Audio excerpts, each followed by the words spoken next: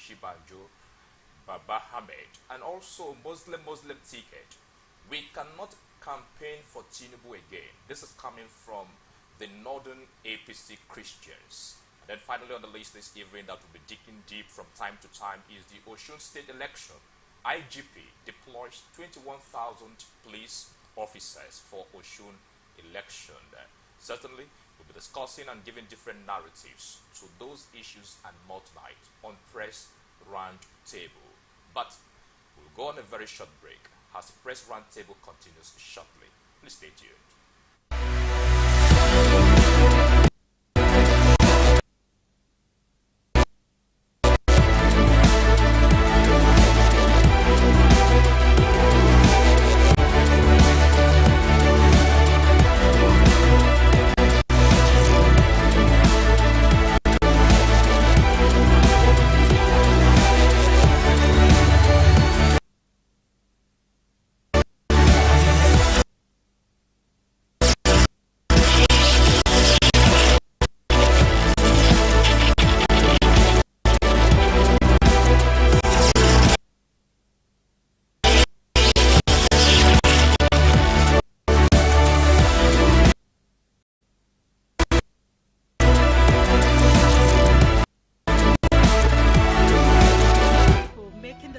In our time on ATN Icons. Here, we present you legends celebrated for their heroism in different fields and serve as role models today.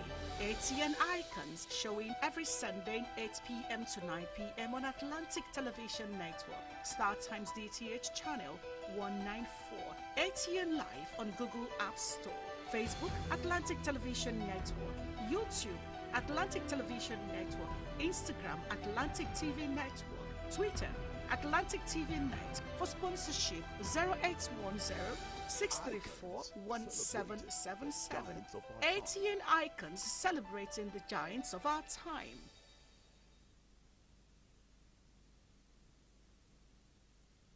The people, the candidates, the party, the campaigns. What really makes an election here? Enough of the rhetorics. It's time for issue-based politics. 2023 elections. Who are the candidates?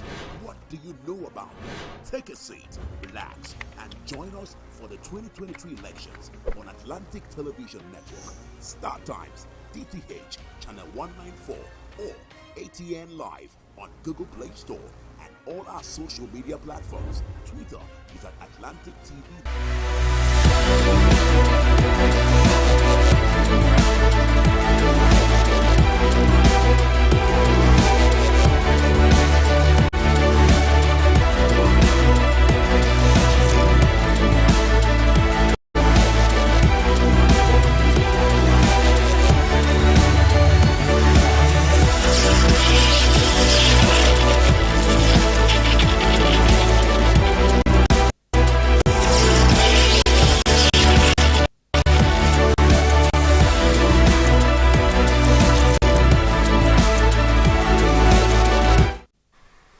You're welcome back, and if you're just joining us, this is ATN's Press Roundtable. Press Roundtable is a convergence of media practitioners to dissect the news and current affairs, and also to bring the right narration on the news. Of course, tonight on the Press Roundtable, joining me to look at the number of issues we've put up before now as we take a lead accordingly on the program is my colleague. He's a co-host on this program tonight, and it's astonishing why is it happening this way, but we are facing it is before us as a matter of fact. Well, I have Victor Ake. Good evening, Victor Ake, and welcome to Press Roundtable. Thank you, Moses Ben. Thank you. It feels differently being introduced on the show tonight. Knowing that for the past 1 month and some weeks I've been doing wonderful. It's good. So I'm feeling like I'm the guest on the show. Right? Yeah, I observed that. It's not something we start wrapping heads at this point. I observed. Oh, Victor was just seated with that stress and all of that. All right. Okay. Let's go straight to the issues that are before us tonight. Buhari should resign, hand over to Oshibanjo. This is coming from the Northern Elders spokesman, Baba Ahmed. The spokesman of the Northern Elders Forum Akim Baba Ahmed has asked President Muhammadu Buhari to resign. Baba Ahmed said Buhari should just resign now because things would get tougher. The former Independent National Electoral Commissioner Secretary gave the advice in reaction to the president's revelation that he is eager to leave power. President Buhari spoke when he hosted some All Progressives Congress, governors, legislators, and chieftains at his Daura home in Katsina, noting that he has less than a year left in office. The Nigerian leaders assured that he would do his best in the remaining month. In his words, I quote, I wish the person rather, who is coming after me the very best. I am eager to go. I can tell you it has been tough, he said. So reacting to that particular statement made by the President of the Federal Republic of Nigeria, Baba Ahmed told Buhari that it's not too late to throw in the towel. I know a number of persons in the country were saying that this particular line of it is embarrassing and what have you. Also, moving forward, that President Buhari told APC governors that he is looking forward to end of his tenure, saying it has been tough. Also, he said who would remind him that he does not need to wait until May 29, 2023.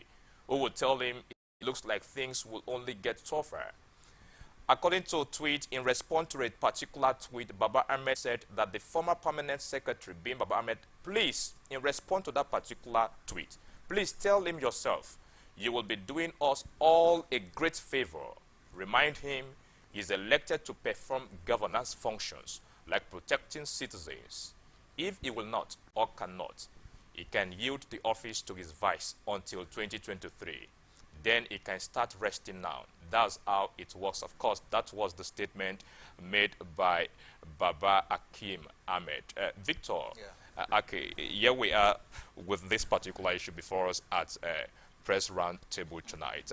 Let me get your own position of the issue first. It seems like Baba Ahmed has more faith in the vice president of the country. And perhaps that is the reason why he's saying that the president should hand over to the vice president, Yemi Osibanjo, saying that the president still has a few more months. Of course, he was quoting from the fact when the president said he's tired, and that he can't wait to the end of his own tenure. And Baba Ahmed is saying, well, there's no need for you to wait. If you're tired, you could hand over to the vice president. And just like I mentioned earlier, he might be having greater hopes on the vice president, that the vice president could deliver more in this past, rather remaining few months to the end of the tenure. Yeah. But again, President Muhammadu Buhari has been there for 7 years plus. He's done what he could do. Well, some Nigerians would say he has done well. Some others would say he hasn't done so well. We have different individuals in the country. They also come from different school of thought. But again, Baba Ahmed is someone who has also served with the INEC. And therefore, he has a working knowledge on how the electoral system in the country functions. And so he's bringing his own perspective to the whole situation, saying that, well, the president, you don't need to wait till 2023. If you're tired, resign now. There is a Yemi Osibanjo that can take your place and hold down the country for the remaining few months until 2023, and then we'll do the next election and then have the next president coming. But again, the president has also said he's wishing the next president that is coming well. Well, wishing the next president well, is that coming from a place of, yeah, I've done my own good. Just like Apostle Paul would say in the scriptures, I've fought a good fight. I've finished my race. You know, now it's time for him to move aside and then expect and wait for the next government to begin. Some persons will also say, what is the next president coming to inherit? What is the next government coming to inherit? You know, if you begin to look at the things that the president and the presidency, the tenure of President Muhammadu Buhari has done, some persons might want to say there are no foundations. Some other persons might want to say, well, he has done a thing to a level. But again, it's just the perspective of Baba Ahmed, you know, giving out his own reactions as regards what the president had complained, saying he's tired. All right, thank you very much, Victor. Talking about the position or the statement of Baba Akim Ahmed, because it says the president, when he met with governors of the All Progressives Congress in Katsina State, that was when we were observing holidays. And then he told them in the course of the discussion with them, okay, I feel tired. I feel that I should take some rest and all of that. Now, the angle of Baba Ahmed, don't you detect other things apart from, okay, in as much as the president has made it known, okay, it seems that I'm winning out already. I need to a kind of take a shift little to ensure that I have some rest for myself. Now, there is this swift response by Baba Ahmed. Don't you think that there are other things surrounding that particular statement, aside from, okay, Mr. President, if you're tired, all right, it's as easy for you to, okay, why not take a bow and then leave the mantle of leadership for your vice being Professor Yemi Oshibajo? Before I bring in my own point, justify this particular aspect. Well, I can't bring in a justification basically to that statement because one, I wasn't the one who made that statement. Okay. But if you're preempting something, let's get to pick it up from you. What are you foreseeing from that statement of Baba Ahmed? All right, What thank you perspective very do you much. think is coming from? In as much as you have put that to me this evening, Victor, what I sensed from that statement made by Baba Hakim Ahmed, because ordinary, we've run into the 8th year of the, let's say, second tenure of this present administration. Yeah, towards the end of the second Towards the tenure, of end of course. the second tenure, 7 years down, and then you just have a few months to round off this particular tenure. Yeah. Okay, it's as simple as, okay, you are left with few months. Why not remain there and round off your programs, round off the administration before you hand over totally or as it is supposed to be Yeah. to the next administration after the election of come February 2023. Yeah. All right, from this viewpoint, because it is quite swift, the president didn't drop the word, it's not up to a week, then we are getting this reaction that, okay, perhaps there are a number of things that have not justified the president's stay of office for the past 7 years that warrant me to say, okay, Mr. President, we understand, we know that the job upon your shoulder is not been that easy. Why not please allow it and then complete your tenure? But Ahmed was not even coming from a fair place. He wasn't trying to sugarcoat his words again. Okay. He was direct with his response. He was basically saying to the president, "You don't need to wait till 2023 to even resign or rather to complete the tenure." You know, that could also send the message that Baba Ahmed could have lost faith in the governance of President Muhammadu Buhari, and he's saying, "Well, these are the things. Now that you've mentioned that you're tired, go and rest. Let some other person pilot the affairs." You know, but again, if some other person is piloting the affairs of the nation, with that bring a change to all of the drives that have happened in the past 7 years. Will there be an innovation that could also be sustained in this remaining months before the tenure is being elapsed? Remember that Yemi Osinbajo is also leaving office with President Muhammadu Buhari. So the both of them have worked hand in glove together over the past few years. And Yemi Osinbajo taking over from President Muhammadu Buhari as acting, if in quote the president goes to rest for a few times. You know, what is going to be the effect? What's going to be the impact of Yemi Osinbajo for the next few months? Those are questions that we might want to ask to Ahmed. Exactly. The moment I came across that particular line, that statement, something struck me immediately. All right, if it is, or rather, if this is actually the position of just one person, being the person of Baba Hakim Ahmed. Yeah. All right, Mr. President, since you are saying that you're weighing out, all right, why not kind of do handover, give it to the Vice President, Yemi Oshibajo? Yeah. Now, this is just one person. Let us set this table straight and right.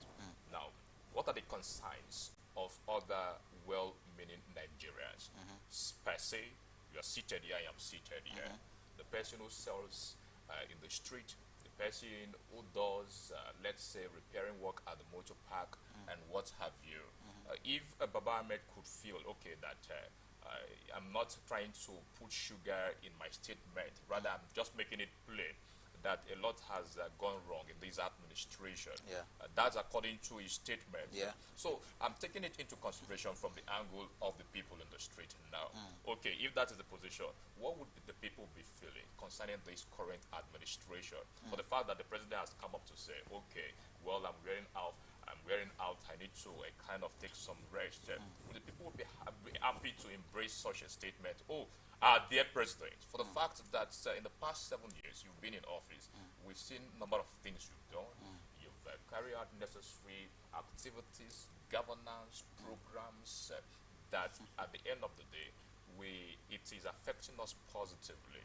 If they would be happy with this particular statement of Mr. President, okay. that's okay, I'm wearing off already, I'm wearing out, let me look for a way so that I take some rest. However, the next person coming in after me, I wish him well, and all of that. What would be the position of the people in the street? Well, People at Multiply. you look at it from that angle. Those in the street have been lamenting as well. Of course, like I mentioned earlier, there are different kinds of people out there, but majority of people have come to point out some of the achievements of Mr. President, and some of them would say, excuse me, since his administration, there have been increase in fuel price. Students are on strike. Insecurity has skyrocketed in the nation. Now, these are some of the negativities that befalls us as a nation. And lots of people have seen this. And these are most of the disappointment that a lot of persons have seen. And so, remember when the president was about to come into office, one of the things that was promised to us was change. That was the first tenure. That was the first tenure. That was the mantra for the first tenure. Exactly. Yes, and of course, was changed, just like you agree with me now. And then we also know that the president was a former military personnel. Okay. And there are certain promises. Of course, before he came into office, there have been the kidnap of the Chibok girls. And he also promised us that in his first year, or less than that even, that the Chibok girls that were abducted would be released. And therefore, insurgency will be fought in the nation. Now, those promises, were they fulfilled or not? Well, we have our answers. Some persons will say yes, some might say no. But I'm sure that we're going to have a higher percentage of people saying no, because those promises were not fulfilled. In recent times, we've seen a high level of insecurity in the nation, and it affects every one of us.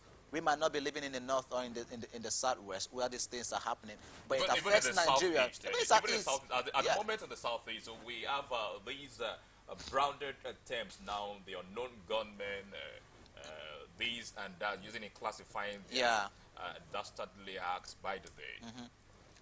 Those are the things that affect. Of course, now, it might not have come to us directly, but if it happens around us, it means that our defenses could be broken.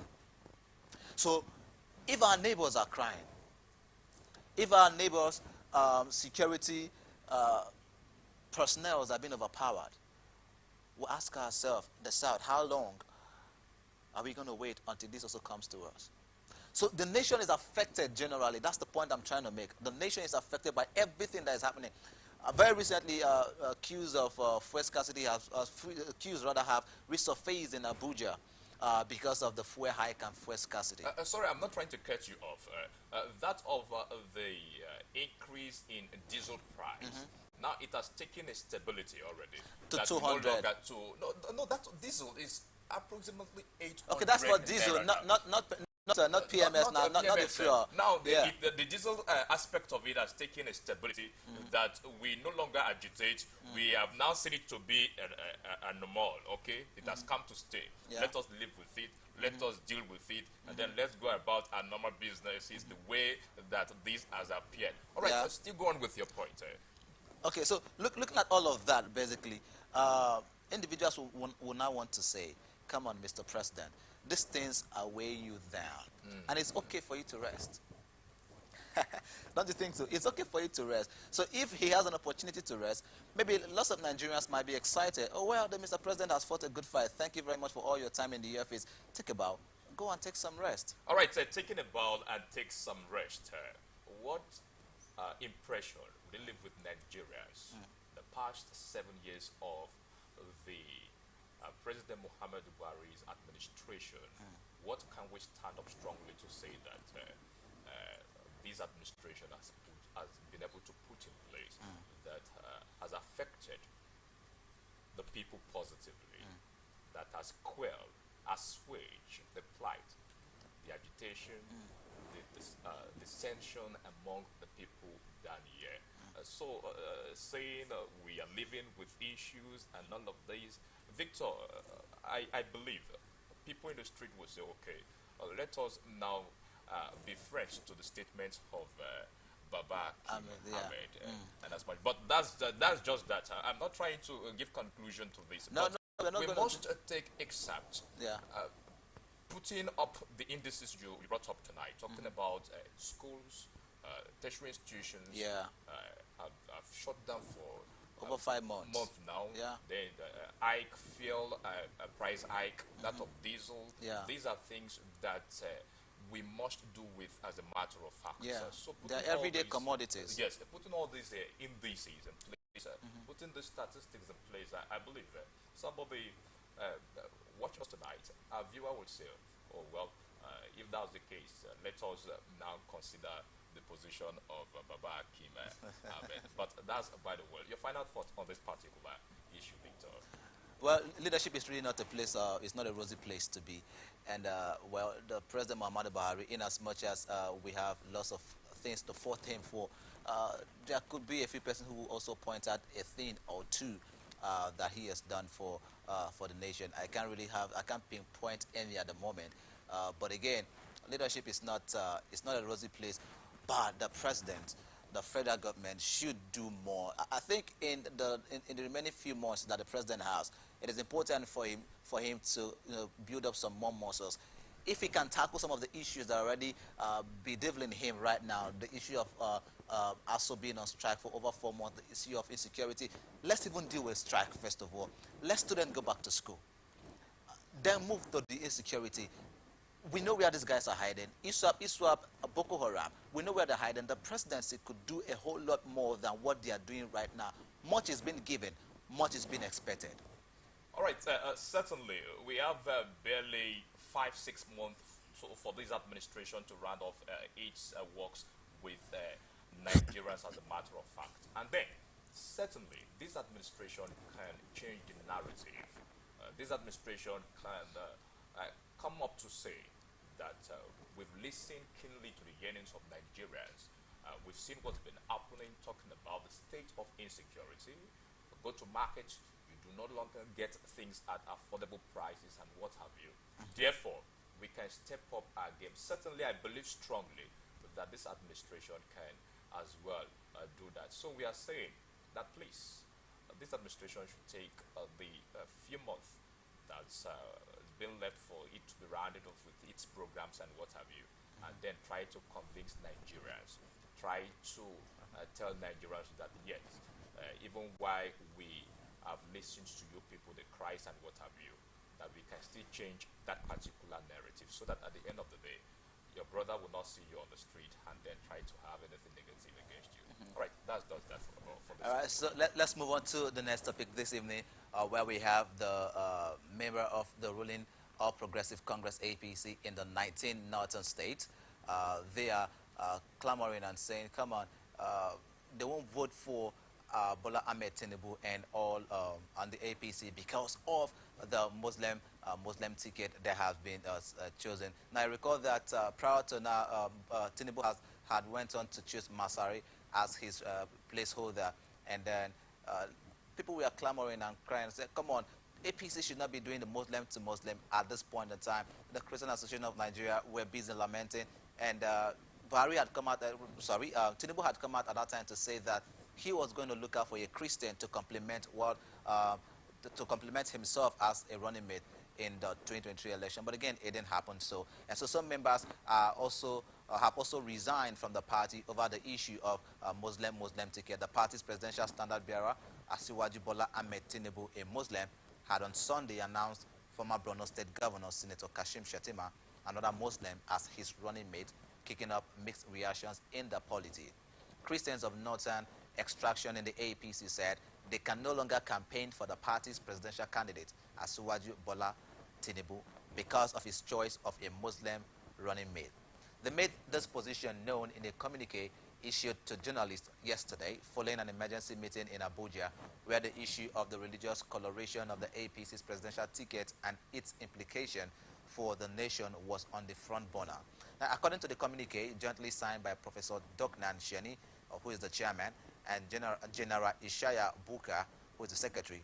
The group explained that Tinubu's selection of a Muslim running mate had provoked the Christians in the north and portrayed the APC as a party that is insensitive to their yearnings. It warned that if the selection of Senator Kashim Shettima as a party's vice presidential resident candidate is not reversed before July 15th, there will be serious and grave consequences. Now, part of the communique reads, the Christian politicians in the 19 northern states within APC met in Abuja to deliberate on the issue of the party's Muslim president and vice president candidates and the implications for the nation. The meeting decided as follows, that as Christians within APC, we cannot, in all fairness to our consciences and our faith, go to our various constituencies to campaign for a Muslim ticket. According to them, they said Nigeria is a multi-religious and constitutional democracy and not a theocracy. The current political atmosphere of the nation is different from what occurred in 1993, and therefore a Muslim ticket is unacceptable. These are the yearnings of the northern APC Christians in the country.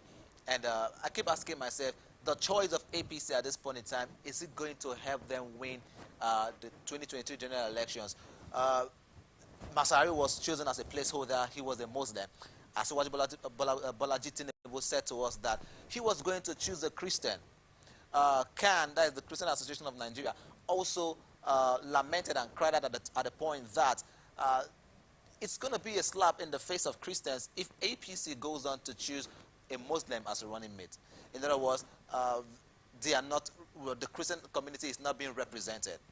I remember a chieftain from Abia State, that is the chief whip of the House, Senator Ojikalu, also said that it is not by religion, it is not by ethnicity, it's about winning elections.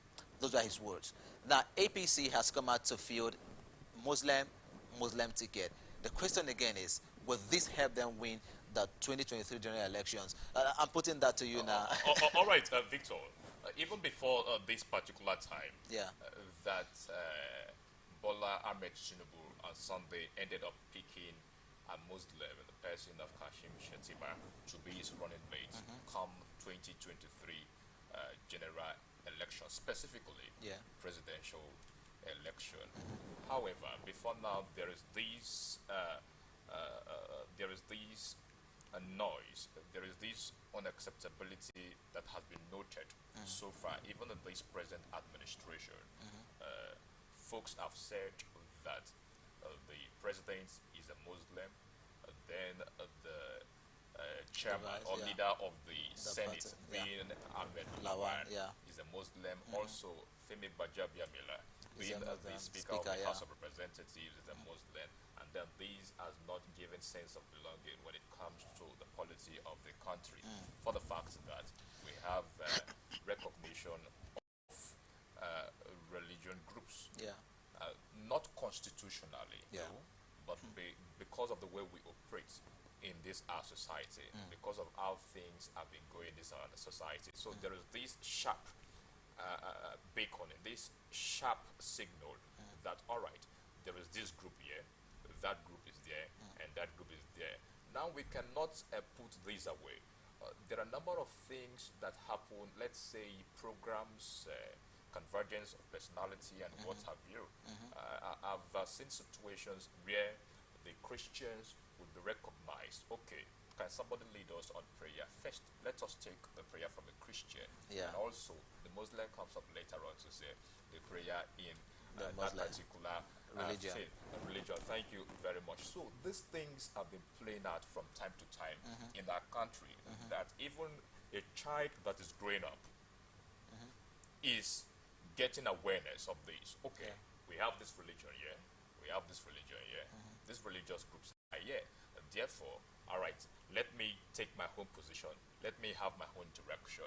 So it's something that we have been dealing with over the years in our country. Now that's, by the way, talking about if the Muslim ticket will guarantee APC to go back to the office come 2023?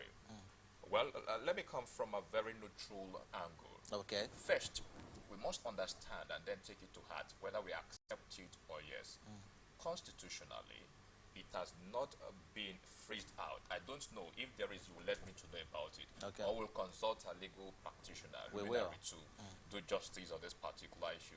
But from what I know, of course, I know last I checked, is still standing as a matter of fact. There is no clause in the Constitution that stated or that states that, okay, presidency, the president goes to the Christian folk, and then while the vice president position goes to the Muslim folk. It is not in the Constitution. I've not seen it. I don't know if there's been a change over time that we have not been aware. So that's, by the way, talking about this constitutionally, that, okay, it is legal, that if you are not from a Christian standing in the position of the vice president, that it will not augur well. It has not been seen yet. Now, talking about election, we're talking about representatives, people who should act governance in the interest of the people. When we say governance, the people, have they been kind of impacted upon? The programs, activities you have in place, do the people have a reach to the blueprints you kind of established on the day of the manifesto, that I will do this, I will do that. There will be empowerment, employment opportunities, the avenue of business creation and what have you.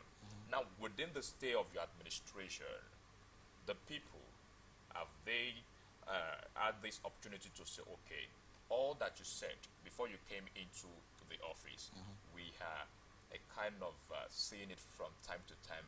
By the day it is coming into reality and what have you.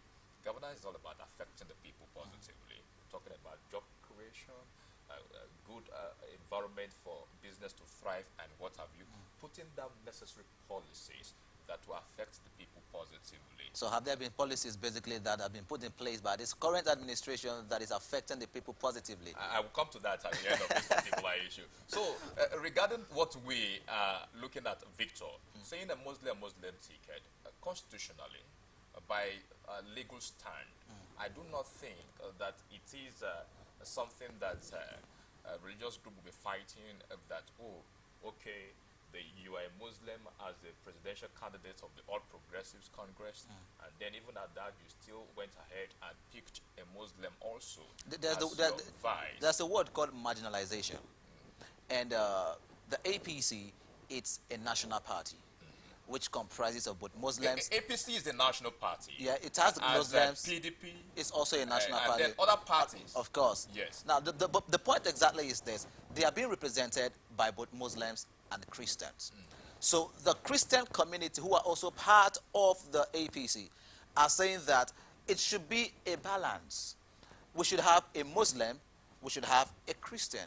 We should all be represented on the national body as in the place of leadership if they eventually have the opportunity again to win the 2023 elections.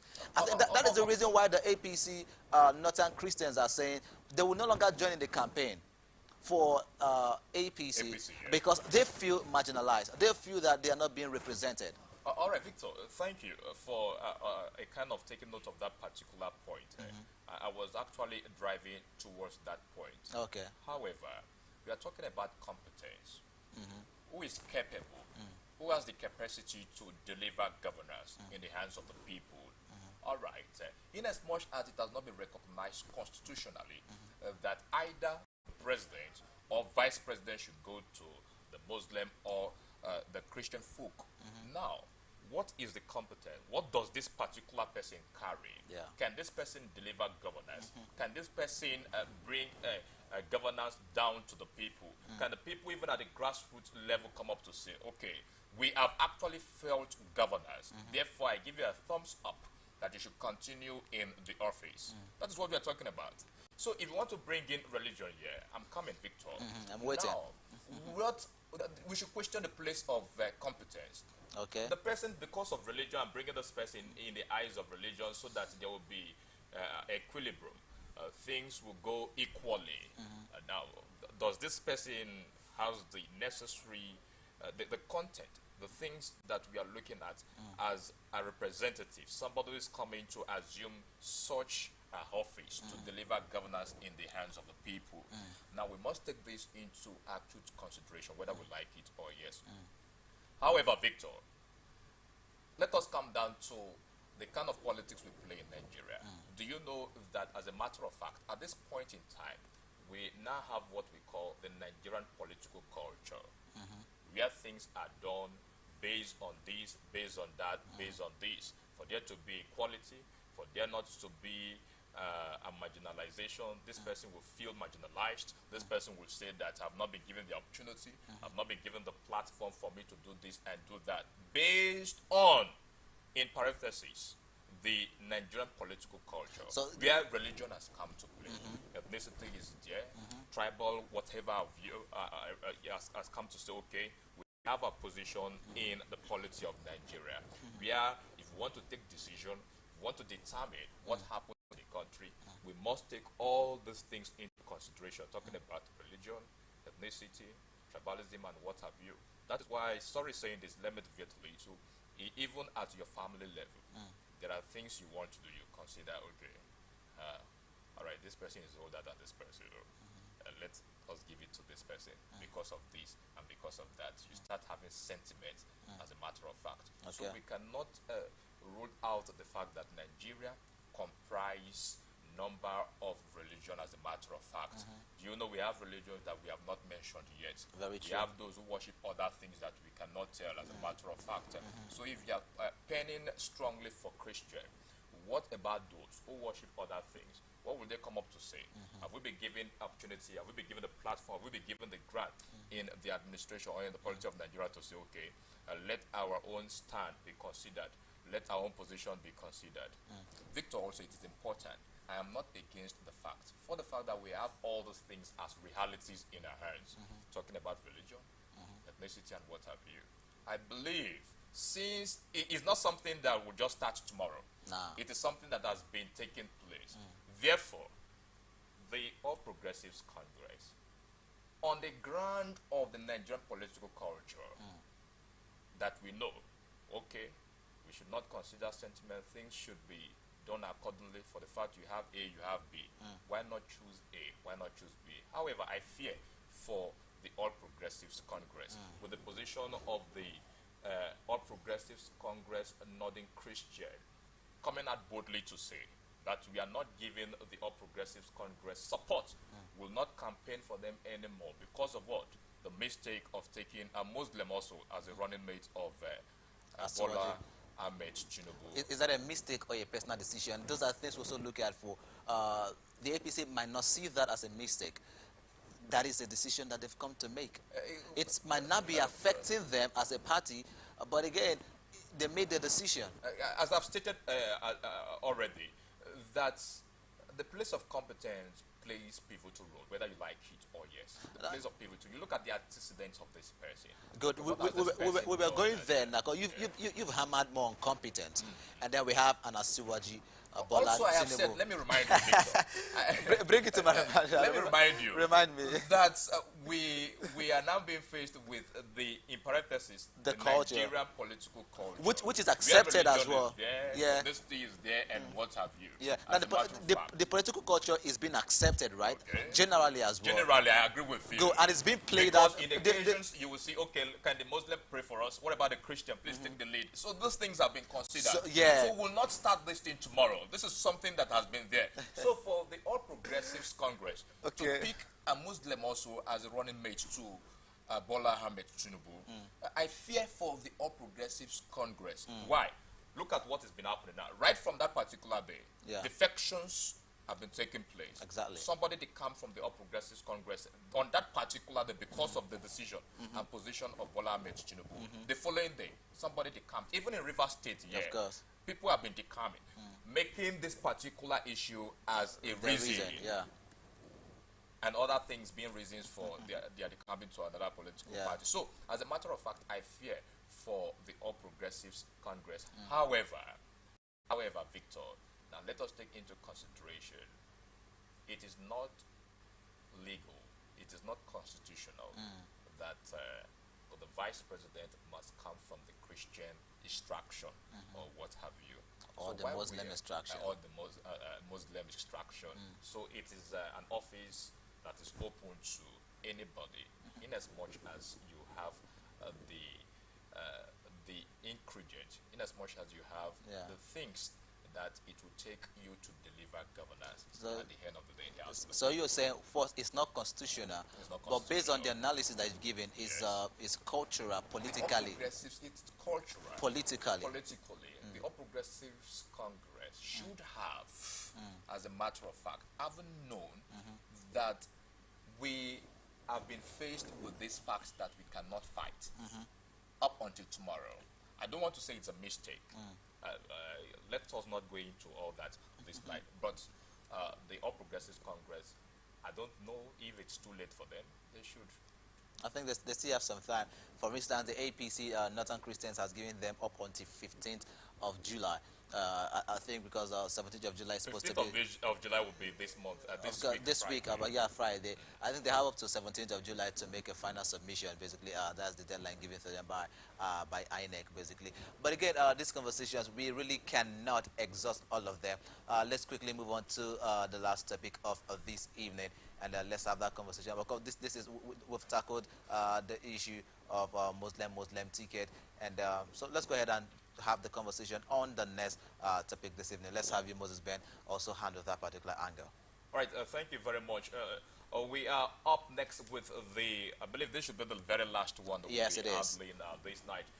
The Inspector General of Police, Mr. Osman Akalibaba, Yeah. has said 21,000 police officers will be deployed for the Oshun July 16 governorship election. IGP Akalibaba stated this in Oshogbo at the Independent National Electoral Commission INEC Oshun 2022 governorship election stakeholders meeting. The IGP, however, said that the deployment was not to intimidate residents, but to prevent miscreants from hijacking or disrupting the election process. He said the deployed officers would provide security, protect the electorate, INEC personnel, and materials before, during, and after the election. He said the officers deployed had already been trained and made aware of the rules of engagement, adding that the police remained apolitical and they were to ensure free, fair, and credible elections. In his address, Professor Mahmoud Yakubu, the INEC national chairman, said the commission was fully ready to conduct the Oshun election. According to him, the election materials have already been deployed to all the state INEC local government area offices. With regard to the deployment of the police, IGP Baba maintained it would also serve as a strong warning that the government was ready to make democracy work, and assured the residents of the state that government would provide a conducive electoral environment for a peaceful election. He also warned troublemakers that irrespective of their status, they would be dealt with in accordance with the law. All right, Victor, this is a very is a disturbing issue as a matter of fact. It is. Each time we talk about election in a country, Nigeria, either at the local government level or at the state level, let alone the Yeah. one that has to do with the entire federation, you get to understand and then you get to hear that over 50,000 security personnel Have been deployed. deployed to this state, have been deployed to that state. All right, by Saturday 16th, we'll be having the Oshun State governorship election. We had one last month. I believe that's of the Ekiti State, yeah. That the INEC, of course, well, is still monitoring developments surrounding that particular election. Yeah. As a matter of fact, is it a thing of concern to you, Victor, that our dear country Nigeria, whenever it is election time like this, you get to understand over 20,000, 15,000 security personnel being deployed to a certain place just to conduct election that will bring in somebody Yeah. that will represent, that would then hand over the affairs of that particular society in his hand. Now we are giving you this, we are entrusting this with you so that at the end of the day, you will use it to affect us positively. Is it a thing of concern to you in our country? Of course it is. First of all, let's start with the number that has been deployed to Osun State. 21,000 police officers are being deployed or will be deployed to Osun State for the Saturday election that's about to happen. With what has come out, I don't think there is uncertainty around The either deployment. being deployed. Certainly, it will. Definitely, certainly it will go through. All right. And so we begin to ask ourselves, 21,000, does it mean that we're expecting a whole lot of violence? Yes, in the past years there's been violence in our electoral processes, where we have elections and then we still have violent activities going on. But again, should we still be having violence in a nation like this during elections? Well, that question is rhetorical anyways, because in a country like Nigeria now, where we have a high range of insecurity, perhaps that could be one of the strong reasons why the IGP is deploying 21,000 police officers to Osun State to also help curb the insecurity that might, you know, come out on that day. But that's not the only reason, of course. They've also mentioned that they're also going to use the personnel to also curb the issue of vote buying. And I recall that there were allegations in the Ekiti state elections, allegations that votes were being bought. And individuals came out to also debunk that it didn't happen. As a matter of fact, there was also an allegation that Individuals from different political parties. different political parties, yeah, debunked that. And then there were also allegations that the NSCDC also took some money. Like, they didn't take it, but I think they found some money in a particular area, and then they had to seize that. But again, they also debunked that they didn't see anything. The NSCDC debunked that there was no funds in their disposal and all of that. But someone once said to us, when it comes to politics and rumors, there is a tendency that there is a truth in those rumors. And so if these things happen in Ekiti, of course, also the western part of the country in Nigeria, and then Osun State is also coming up now on Saturday for the elections, well, let's just keep our fingers crossed and hope that the presence of the 21,000 police officers that will be deployed to the state, in addition to all other police officers that are in the state, could help bring peace and tranquility on the day of the election. Let's just hope so. All right, Victor. Clearly, I have issue with the fact that whenever it is election in Nigeria, you get to understand that the security architecture at that moment kind of would move from a different state to a better state. Let's say, okay, we are trying to put things in place so that we do not, at the end of the day, have unexpected players or outcome, as a matter of fact. Yeah. But we are talking about election. What is it all about? Just a process to make this person to be my leader. Yeah. What is there? Well, there's a I lot have there. trust in Yeah. this person. I have confidence in this person that you'll be able to deliver governance in our hands. All right, on the day of election, I just go out, cast my vote, exercise my franchise by doing what, by voting, and then go my way. If I want to stand to secure the vote and then see how it's being regulated and all of that, I do, and I go my way. I know anything can happen based on where we have found ourselves, as a matter of fact. Yeah. We want to bring in comparative analysis here, where elections are being conducted on other climes. We get to understand that even on the day of election, people go to work. Yeah. People are going about their normal businesses, and then after casting or exercising their franchise, they return to workplace and then do the business of the day and go home. Yeah. So, what's wrong with this system? Now, that is a system to determine who turns out to become our The next leader, yeah. who takes care of our affairs, who takes care of the resources, the limited and scarce resources we have within us, as a matter of fact. So, talking about deploying over 20,000 security personnel just for a state gubernatorial election, it's questionable, Victor. It is. So it questions it the fact is. if we have not arrived at that point where we should put things rightly in our society. Yeah. So we're hoping that, well, that everything goes out smoothly as it should be. Of course, there's ambition there. Lots of persons want to. Lots of persons have done a lot of campaign, and individuals wants to become the next leaders. Of course, when it comes to Nigeria, the ambitions are far more higher. I think that was last night when we had a conversation with our guest Emmanuel Obi. He talked about the fact that people no longer go into offices to serve, but they're going there for the benefit that comes with them. But again, this is basically how far we can go on today's edition of the Press Roundtable. We could not exhaust all of the conversations this evening. There's usually a whole lot of things to talk about. But again, because of the constraint of time, this is all we can take tonight. Thank you to all our viewers. Thank you for staying tuned with us on the Press Roundtable. And of course, towards 2023 comes up immediately. And after that, we'll bring you the global news. And you can, however, follow us on all our social media handles: Twitter at Atlantic TV Net, Facebook and YouTube at Atlantic Television Network, Instagram is at Atlantic TV Network.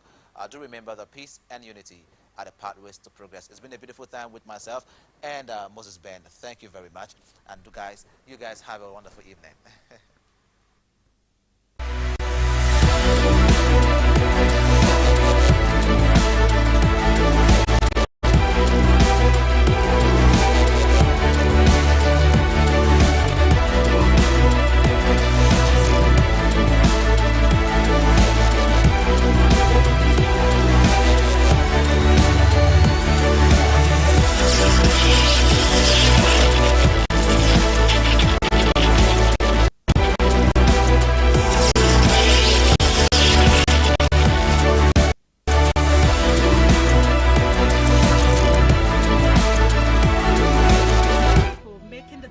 In our time on ATN Icons. Here we present you live.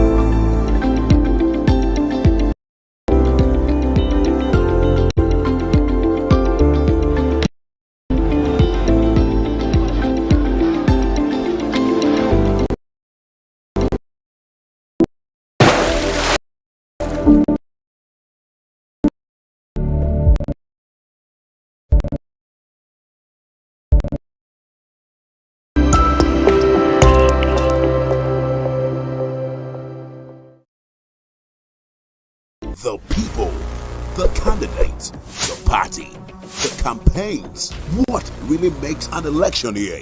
Enough of the rhetorics. It's time for issue-based politics. 2023 elections. Who are the candidates? What do you know about them? Take a seat, relax, and join us for the 2023 elections on Atlantic Television Network, StarTimes, DTH, Channel 194, or ATN Live on Google Play Store and all our social media platforms. Twitter is at Atlantic TV Net. Facebook and YouTube is at Atlantic Television Network. On Instagram is at Atlantic TV Network. Elections 2023 from Mondays to Fridays at 8 p.m. Election 2023. We the people have a stake. The people, the candidates, the party, the campaigns. What really makes an election year? Enough of the rhetorics. It's time for issue-based politics. 2023 elections. Who are the candidates? What do you know about them? Take a seat, relax, and join us for the 2023 elections on Atlantic Television Network, StarTimes, DTH, Channel 194, or ATN Live on Google Play Store and all our social media platforms. Twitter is at Atlantic TV Net. Facebook and YouTube is at Atlantic Television Network. On Instagram is at Atlantic TV Network. Elections 2023 from Mondays to Fridays at 8 p.m. Election 2023. We the people have a stake.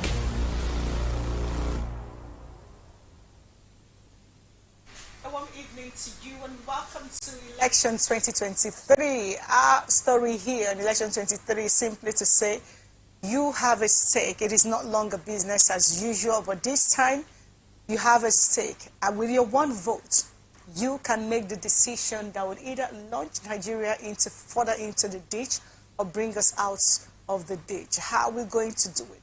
That's what we're here on Election 2023. But let me quickly take you down memory lane. Nigeria's nascent democracy is growing leap by leap. Since independence in 1960, this democratic dispensation, as we now have it, is the longest without any military interruption. Now, our previous democratic experiences were bedeviled with crises that led to military intervention. However, since 1999, despite accusations and counter-accusations, the political actors have been hopeful that the next election will remedy whatsoever shortcomings of a particular election. That may seem not to be the case. It is in this state, however, that the actors in the political process are hinging their hope that 2023 general election have the likelihood of being better than the previous elections in this dispensation. There has been developments that make 2023 election very interesting. They include the new electoral law that has electronic provisions, the perceived independence of the INEC, the massive awareness on the part of the electorate, and the issue of votes buying. How these and other will affect the next general election becomes a great concern to all and sundry. However, Atlantic Television Network, as a media with an objective of providing a platform for the people to ventilate their voice, to restore human dignity and ensure satisfaction to the people, has in its characteristic style packaged a special program that will be dedicated to ensuring that the people knows the candidates and what they stand for. ATN 2023 election is therefore the platform designed to discuss issues around the general election, x-ray the candidates, and provide a medium to give the people a voice. And this is what we are about on ATN 2023 elections. We'll take a short break. When we come back, we'll dive into the issue. Who are we x-raying today? We are x-raying Peter Gregory Obi. Now, of course, he's Labour Party presidential candidate, but I'm not doing this alone. I have Adejumo Adekunle right here in the studio, standing by to give his take on this issue. And of course, on the Spotlight candidate for tonight. We'll take a short break. When we come back, we'll go straight into the details. Meet the people making the difference in our time on ATN Icons. Here, we present you legends celebrated for their heroism in different fields and serve as role models today. ATN Icons, showing every Sunday 8 p.m. to 9 p.m. on Atlantic Television Network, StarTimes DTH Channel 194, ATN Live on Google App Store, Facebook, Atlantic Television Network. YouTube, Atlantic Television Network. Instagram, Atlantic TV Network. Twitter, Atlantic TV Net. For sponsorship, 0810-634-1777. ATN Icons, celebrating the giants of our time.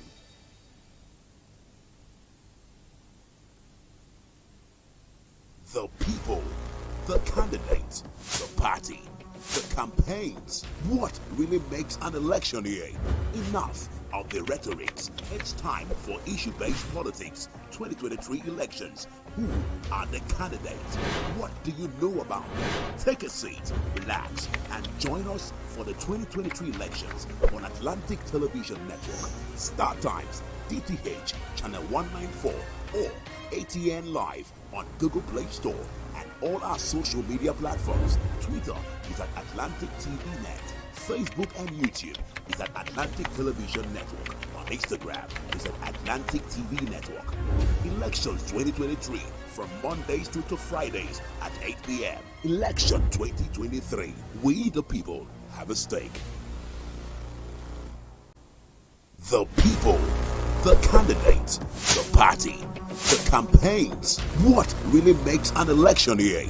Enough of the rhetorics. It's time for issue-based politics. 2023 elections. Who are the candidates? What do you know about them? Take a seat, relax, and join us for the 2023 elections on Atlantic Television Network, StarTimes, DTH, Channel 194, or ATN Live on Google Play Store and all our social media platforms. Twitter is at Atlantic TV Net. Facebook and YouTube is at Atlantic Television Network. On Instagram is at Atlantic TV Network. Elections 2023 from Mondays to Fridays at 8 p.m. Election 2023. We the people have a stake. All right, good to have you back on ATN 2023 elections. Before we took the break, we were able to break down what this is about for us. It's not just the regular election year. There is something about this election year that cannot have anyone standing on being on the sideline. We've got to make a choice, and we've got to be sure that the choices we make determines whether we stay back deep or fall deeper, not even staying back, fall deeper into the ditch or come out of the ditch as we approach the 2023 general elections. But what is it for us as a station? It's very simple. Our job here, extradite these candidates, provide a platform for the people to have a say when it comes to the 2023 election. Get set. By the time we are done extracting the candidates, we're going to give our Zoom links out there so that you can join and give your voice, have a say, join the conversation, ask the right question, get to listen in and follow on what we are doing here, because this is not a joke for us as a station, and it's not, 2023 is not a joke for us as a station, and it's not a joke for, it shouldn't be a joke for any Nigeria as a matter. So that's what we're taking this time, 8 p.m. every week, work day, to see that you participate.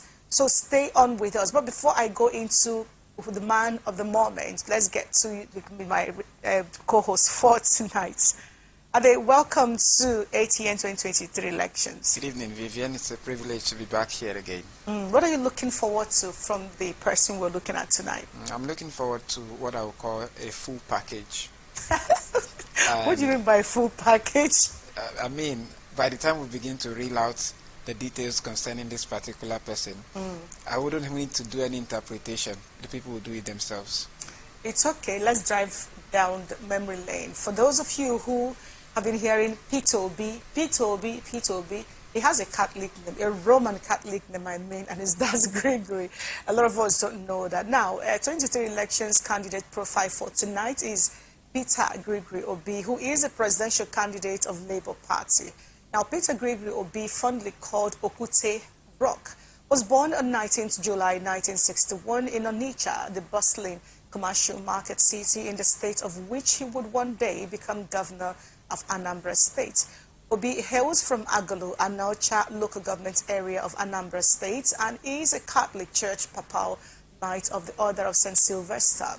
Obi graduated with a Bachelor of Arts in Philosophy from the University of Nigeria, Nsukka, in 1984.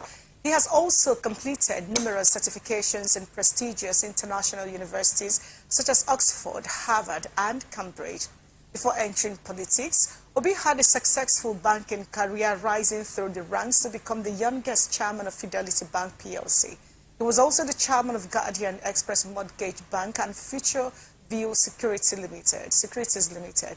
He is a member of the Nigerian Economic Summit Group and the Nigerian OB for his presidential economic team.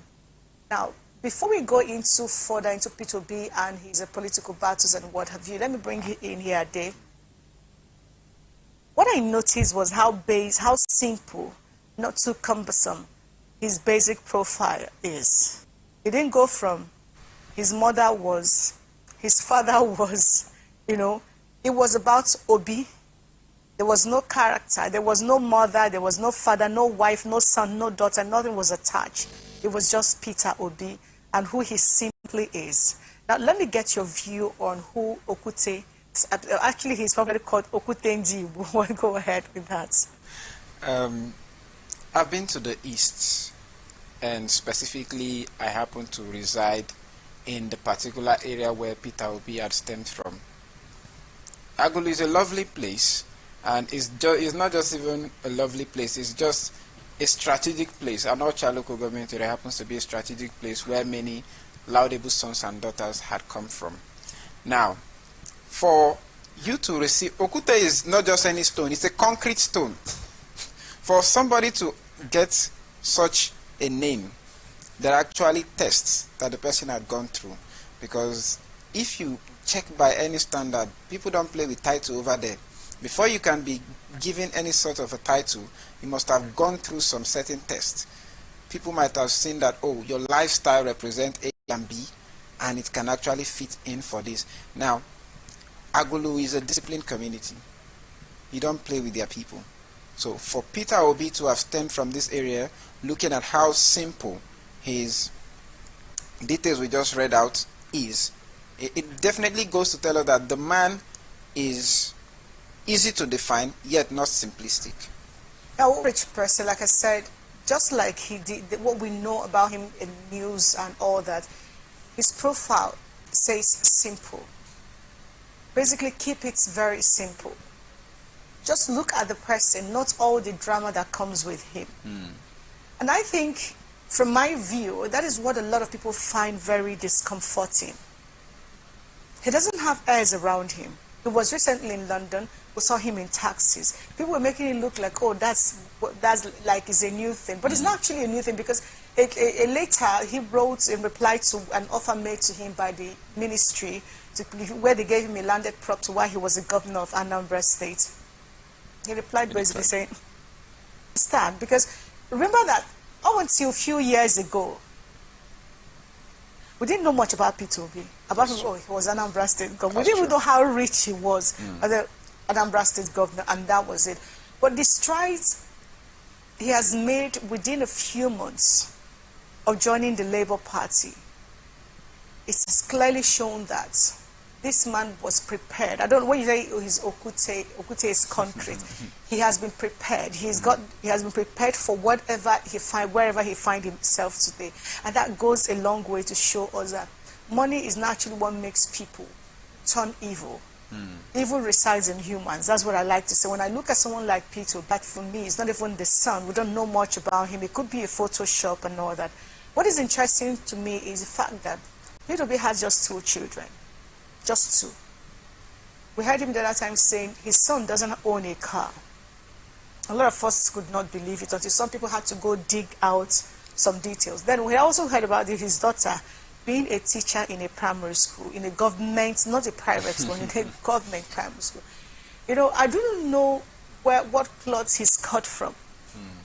His siblings are both priests in the sisterhood and the priesthood in a Catholic church. I don't know what cloth he's cut from, but whatever it is, I think we need a seed of that in our society. We need that. We need to come alive to this character. So I hope that he's given a chance to show himself and maybe become the president. You see, one thing that surrounds the man called Peter Obi's personality at this moment is the fact that everything he does, there are people out there right now as we speak to defend him. I remember the scenario you're trying to paint, talking of his son. Some persons had flown a picture online saying that it was Peter Obi's son stepping on the Nigerian flag. It wasn't too long that a multitude came out to debunk that story, and it even trended on Twitter. Now, that being said, if you look at how far Obi has come, go to Anambra State today. Obi's achievement is dotted in every corner of that state. I can give you a typical example, and I can continue to name many. Areas like Nanka, Ekulobia, the Agwata local government area, and so on. There are landmark projects in the name of Peter Obi, and every time they try to refer to which governor had performed very well to an extent, the name Peter Obi would always come. Now you can see that even despite the whole drama and contradiction that trailed his stay as governor in that state, he still found a way to succeed. So one thing I would like to leave with us here is, when you're, so to speak, when you are doing things the right way, somehow the tides just tend to favor you. Well, that's not very easy. I will tell you, there's also something, but we'll come to that when we'll look at his political battles. There's something very funny about the character Peter Obi. In his emergence as a Labour Party, when he walked away from the PDP, everyone was like, yes, he has given us what we wanted. We thought that was all. Then he joined Labour Party, and Nigerians was like, okay, thank you for giving us a platform. But where I'm going to with this conversation, about this narration right now, is the fact that I just noticed something recently about everything you talked about. We talked about landmark projects and all that. Peter Obi says he doesn't have this. Nigerians now said #verify. So when he says he did this, people are like, no, he didn't do that. Like, go and verify. That has become the fact. Can we, side by side, let's look at which of amongst these presidential candidates. We've looked at Alhaji Bola Ahmed Tinubu. We've looked at Alhaji Atiku Abubakar. Now we're looking at Peter Obi. When he says something, go and verify, and then they're going to get back to it, and people are coming out with receipts from even the government, coming out with different receipts. Is there any, both from the ones we're going to look at, like Juan Kwaso and all the rest, it was like he just wants to become a president today? No. But he has this life. There's so many articles that's been written about him, but I'm just trying to be careful so that we don't go into, making it commercial. Let's just, because we are just trying to extray this candidate. So, in your estimation, who amongst these people can actually come out and say, this is what I did as a governor, or this is what I did? Can a Tinubu say that? Can and the Atiku Abubakar, can Juan Kwaso say, when I was a governor, when I was a vice president, this is what I did, go and verify? And people can actually go and come out with facts as we speak right now. You see, Vivian, anything you do, as long as human beings are concerned, there are records there to speak. That is why I love how the United States works. You can never outrun what you had done. The records would always be there to speak for you. Now, if Peter Obi today should come out to say he had done A and B, yes, there will be that avenue created for people to go and verify. However, even before people could verify, those projects could speak out loud for him. It is there. Go, you would meet it. If it's not in its original state, then it is in a state where it has been revamped by a new administration. Remember when it was talking about how he managed to save the state out of debt? Some parents were in doubt, but the records are there. And you can see that the progress Obi has made so far is transitional. Oh, I just remembered something. I know you want to go into his political battles, but before you do that, I just remembered something. His academic qualifications. They speak for themselves. That's true. So we can actually confidently say to Nigerians, Peter Obi is saying go and verify. Comparing that to the other political presidential candidates. Apart from the likes of the show already, Kingsley Moghalu and those other guys, I do not think these other guys who may be at neck to neck with him in terms of followership or now existing or non-existing structure, as the case may be. When we took Alhaji Tinubu on Friday, Alhaji Atiku yesterday, we didn't really see some of this degree, apart from a mention of a Chicago school that was that's also in contest as we speak. So do you think this has anything to do with the Go and Verify gang, or should we be looking at something else?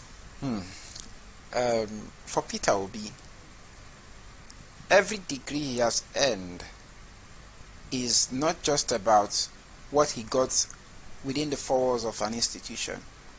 It is his works. It's speaking for him. He's a member to different institutes. He has walked through the rank and files, and there is virtually nothing you want to call out that, like I told you, even before you could get to summon Peter Obi's certification and the rest of that, they are there to speak for him. Now look at the various presidential candidates that we have. In one way or the other, when it comes to academics, they've had problems.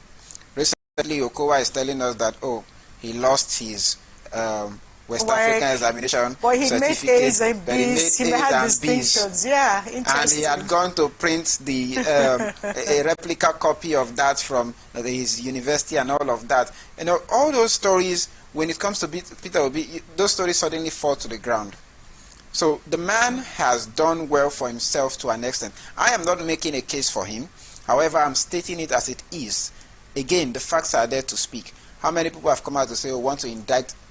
You even want to indict Peter Obi on terms of his education. He opens his mouth and you see a whole knowledge field flowing out. So everything is there to speak for him, and nobody can steal his thunder. My excitement about these people, the presidential candidates for 2023, what I'm looking forward to most is the campaign, the debates. I hope that nobody will shy away from the debates. I want to watch, and I hope they could bring independent hosts. We don't want the kind of hosts that will be preempting and giving ideas to, the candidates, and then they will be running. We saw a lot of that running up to 2015 and 2019. It wasn't an interesting sight. It was an interesting sight, practically. But I hope we can have a neutral grounds where these guys will go at it and actually get them to speak.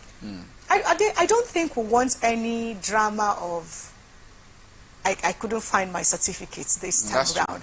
I don't think we want any drama of even if now a NEPA certificates used and like that. I don't think we want any of that in 2023. We have young people coming up watching and following this trend. So we cannot afford that. So I hope that somehow that will not be our story. But we'll take a short break. When we come back, we'll go straight into Peter Obi's political battles. That he is the man of the moment tonight on ATN 23 election. So we'll be right back.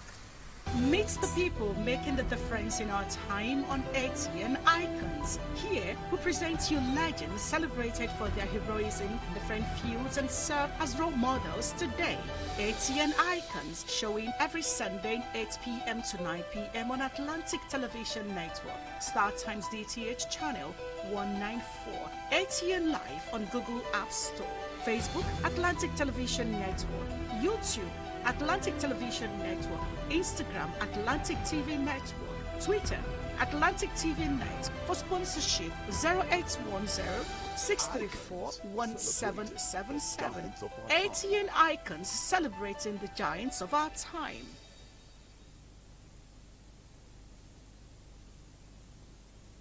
The people, the candidates, the party, the campaigns. What really makes an election here? Enough of the rhetorics. It's time for issue-based politics. 2023 elections. Who are the candidates? What do you know about them? Take a seat, relax, and join us for the 2023 elections on Atlantic Television Network, StarTimes, DTH, channel 194, or ATN Live on Google Play Store and all our social media platforms. Twitter is at Atlantic TV Net. The people, the candidates, the party, the campaigns. What really makes an election here? Enough of the rhetorics. It's time for issue-based politics. 2023 elections. Who are the candidates? What do you know about them? Take a seat, relax, and join us for the 2023 elections on Atlantic Television Network, StarTimes, DTH, Channel 194, or ATN Live on Google Play Store and all our social media platforms. Twitter is at Atlantic TV Net. Facebook and YouTube is at Atlantic Television Network. On Instagram is at Atlantic TV Network. Elections 2023 from Mondays to Fridays at 8 p.m. Election 2023. We the people have a stake.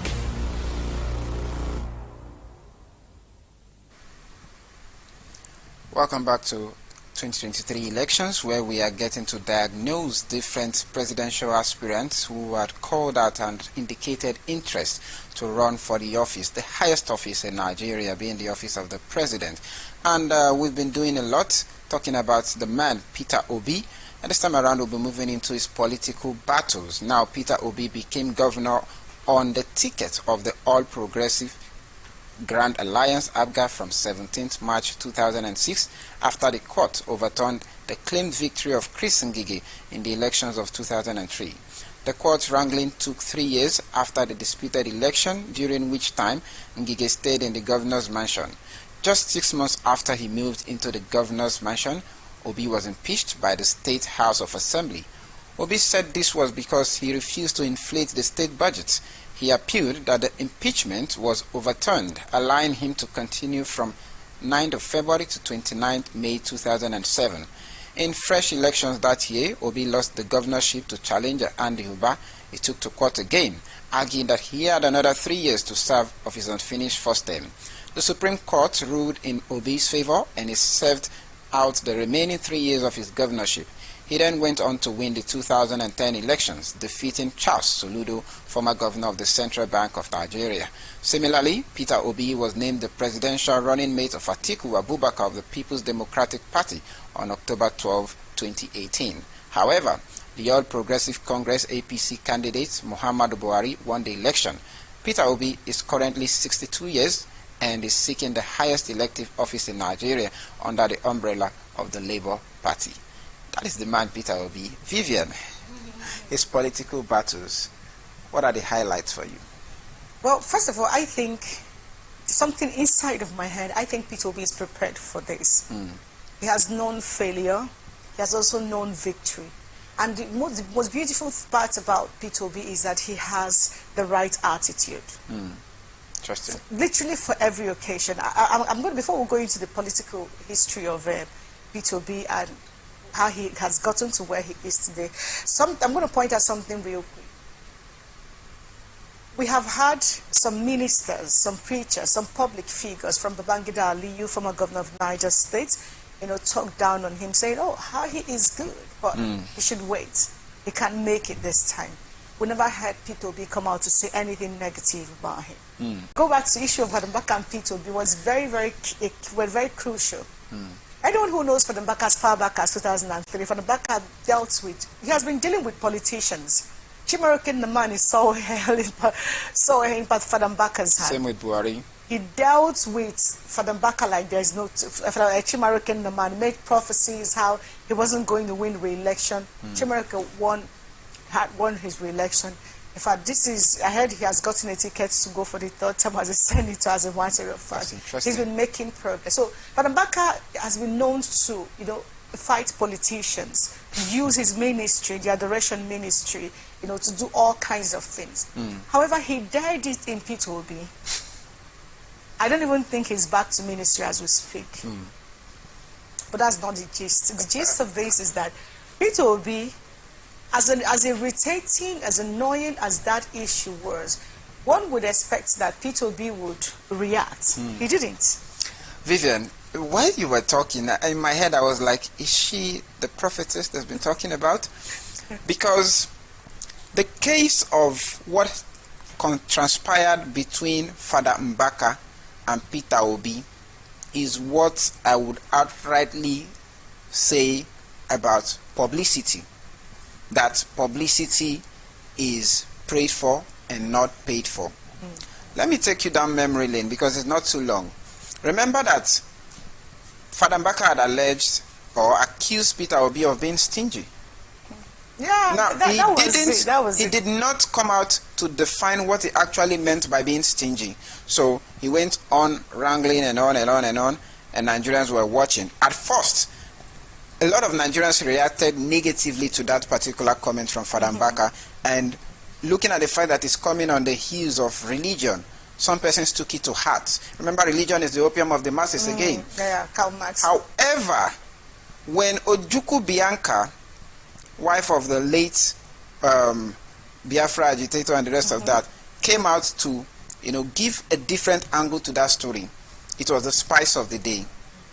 I remember she had said something like they had an event somewhere in the UK, or was it London? US. Yes, and when they got there, Peter Obi was supposed to get a tuxedo or a suit for himself, and the price was on the high side, and he decided to jettison it to get something of a lower price. And she said, it's not befitting for your status or to your status. She said, I can work with it. He paid the money. The event rounded off and everybody was back to the airport. And he pulled out an envelope from his pocket saying, this is the balance from the suit which I would have bought rather. Use it to set up a charity or invest it in charity. Vivian, that particular post, the moment the mainstream media picked it up, it traveled as wildfire. And it became what I said earlier, that publicity is prayed for and not paid for. So Peter Obi enjoyed a free publicity that moment, all thanks to Father Mbaka. Oh yeah. There's a positive for every news. For every issue, publicity has its good side and its bad side. That's why I say no news is bad news in the media, because it's either promoting you or it's promoting someone else or projecting someone else, as the case may be. Look at Peter Obi. One of the attacks he had was in coming up for the 2023 election is that he does not have a structure. And then he made a very cogent statement. The millions of hungry Nigerians, the millions of sick old people who do not have a good hospital to go to, who do not have food to eat, who are jobless, they are the structure. And he said he's not desperate. It doesn't matter how anybody, but it's true. He's not hungry. He hasn't been in political office since when he left as governor of Anambra State. He hasn't held any political appointed officially, apart from what he did with Goodluck, things he did with Goodluck Jonathan. He has his businesses. He's doing well for himself. He's not beggarly. Neither would you see any of his family members looking like their life has ended. Now, so there's something about the character of this man, whether he wins or loses the 2023 election. I think there's a lot to learn from him. I do not see it as being stingy. I think it as being a shrewd businessman. No man who made money through the right means will want to throw that money around. He talked about the piece that Bianca wrote on his behalf. Yes. We discovered that Bianca didn't just write that piece. Bianca mentioned the names of the people. One of the stories that got to me real good was the story about the people who were homeless, who didn't know where to go to.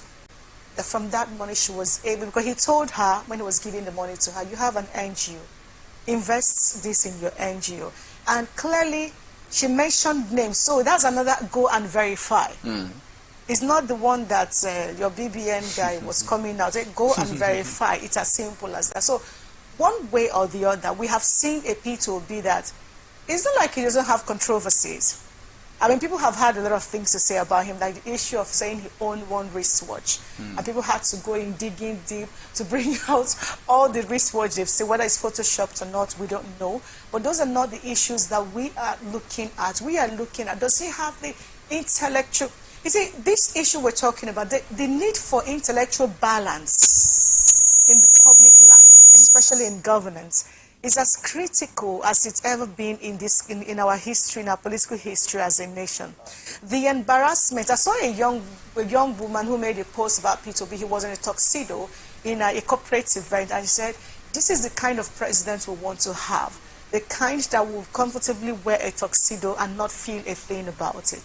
It is the fact that we can close our eyes and say, oh, a P2P is the president. We are not blinking. We are not feeling, what is he going to say? How is it, you know, we have come to that point that the world is not just a global village, like we like to put it. The world, the globalization, we're living in the globalized world right now.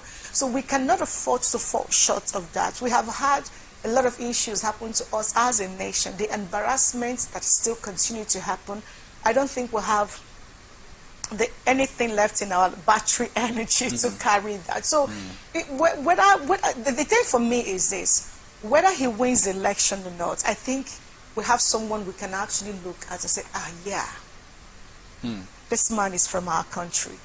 We can boldly say, yes, we know, identified, young Nigerians can identify with this person, boldly identify with this person. So we don't know what the future holds. We don't know how far this will go, but clearly P2P has a strong army, unidentified army with no name, with no number behind him, and we hope that it all works out well for everyone. Vivian, if I may, just to nip it in the bud, I think you made some very salient points. Now, you talked about how Peter Obi has been judicious with spending. That is a typical Igbo person. Yes, you might want to term that stinginess when you don't know how money functions. Okay. But to me, it's been judicious with spending. Now, looking at how the PDP primaries went, if it was to be another person, this is my own opinion again, there is every likelihood that, having seen where the event was going, that, okay, the ship wants to be scuttled against Peter Obi, that person would have stayed in the party. I agree. To say, oh, let us fight it to the latter. Let's see where it's going. If it wants to destroy, let it destroy. If it's money, let me match this person power for power. But because he doesn't have that strong thirst to say, oh, it doesn't have the desperation. That's the word. He used the word. He said it that he's not desperate. Exactly. A lot of people would misconstrue what he said, but it didn't even stop him. You know, he said he's not desperate. You know, only a few of Nigerian, a very small number, did see his migration from, or his exit from PDP to the Labour Party. And it takes somebody who shares the same vision as you to understand reasons why you are implementing certain decision. It was at the aftermath when the people knew that, oh, the PDP was actually not going to give Peter Obi that ticket, that they started to gain an insight into why he had taken that decision in the first place. So Peter Obi is actually a man that youth ought to emulate. Let's remove the elections aside. Yeah. Youth ought to emulate him because of certain strategic steps he had taken. Remember his son Ozon Onoye? There was a time he dropped a track, and people were like, oh, is this the person who is going to be the president, that his son is behaving in this rascalian manner and the rest of that? But that was actually art expressing itself. So you don't expect him to say, oh, I'm curtailing my child's talent. There is no need for that. Exactly. It's an art. Music is an art. You may not appreciate it, but some other person may appreciate it. Exactly. But let's not look like we're painting too much of how wonderful P2P is. There's some controversies around P2P. Now, 723 elections, if you just join us, let's quickly look at we don't have all the time.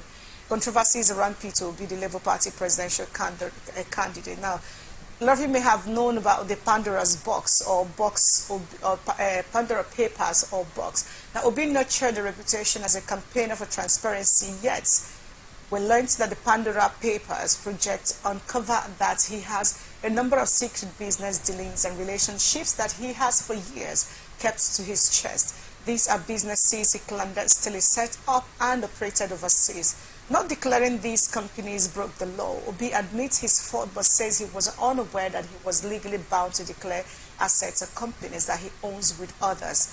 This raises other questions about his continuing to be a director of a private company when he was a public officer and his failing to declare all his assets as well as those of his unmarried children under the age of 18. Obi denies all wrongdoing, but these are questions to which his rivals will demand an answer.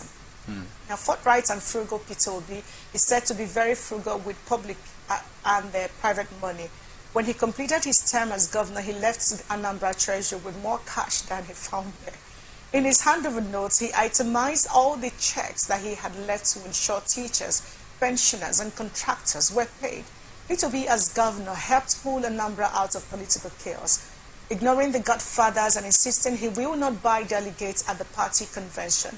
He also resolved the apparent contradiction between his personal fortune built up from his banking days and as his reputation as an anti-corruption campaigner.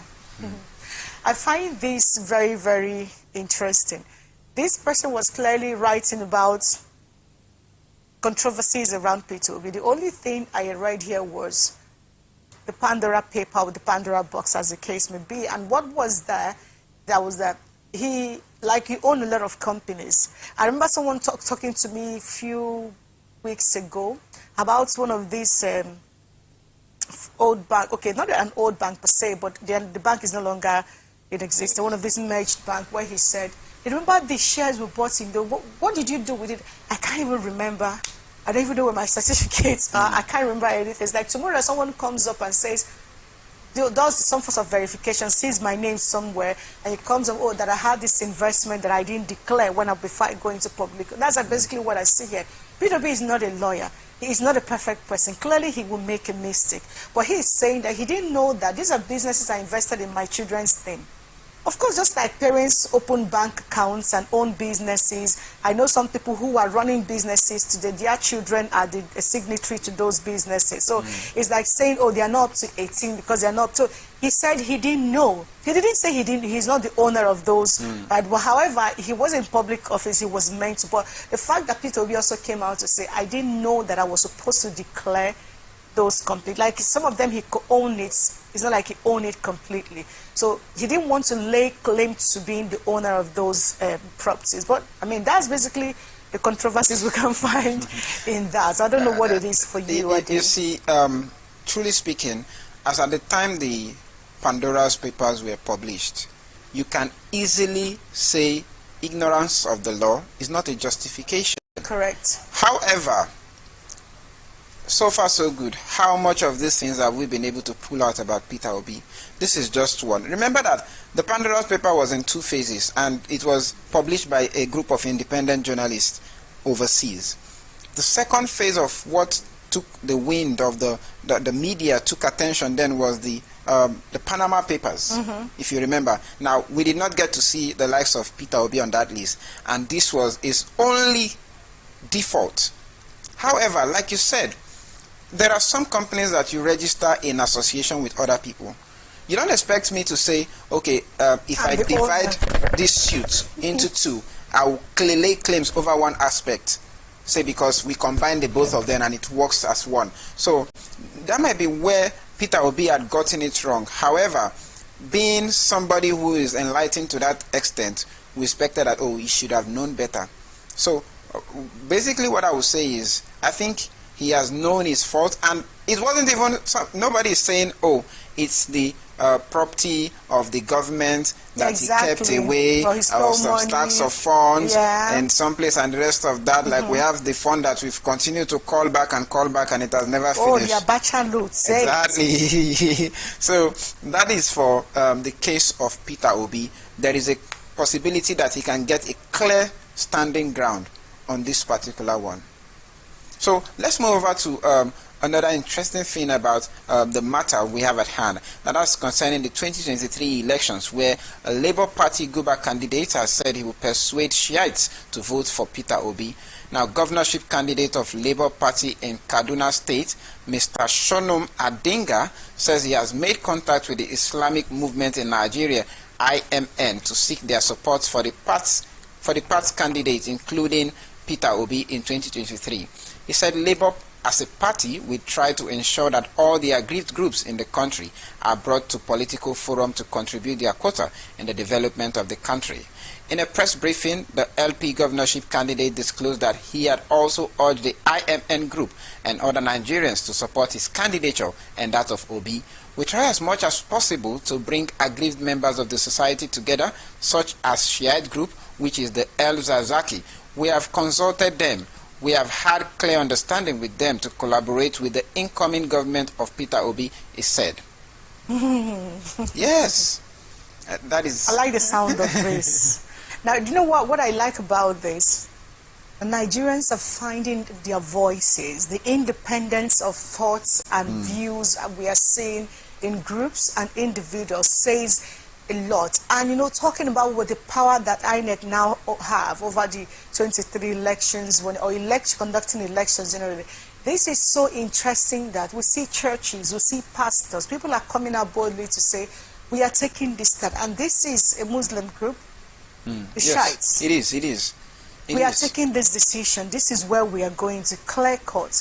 There is no ifs or maybes. They are clear on where they are going. So I don't know about you, but I'm enjoying the independence that we're experiencing in Nigerian society today, where people are saying we have our voice, we have a stake, and we're going to ensure that it counts. Whatever you enjoy, I say I enjoy it too. But I would even go an extra mile to add that we're also seeing a religious harmony. The discussion is no longer along the borderlines of Peter Obi being a Christian. We're not coming to a simple understanding that we are all Nigerians and we need Nigerians to function as one country. In fact, when you speak of, oh, we want to unite, we want to restructure Nigeria, this is the typicality of what that represents, because these are people coming out in one voice.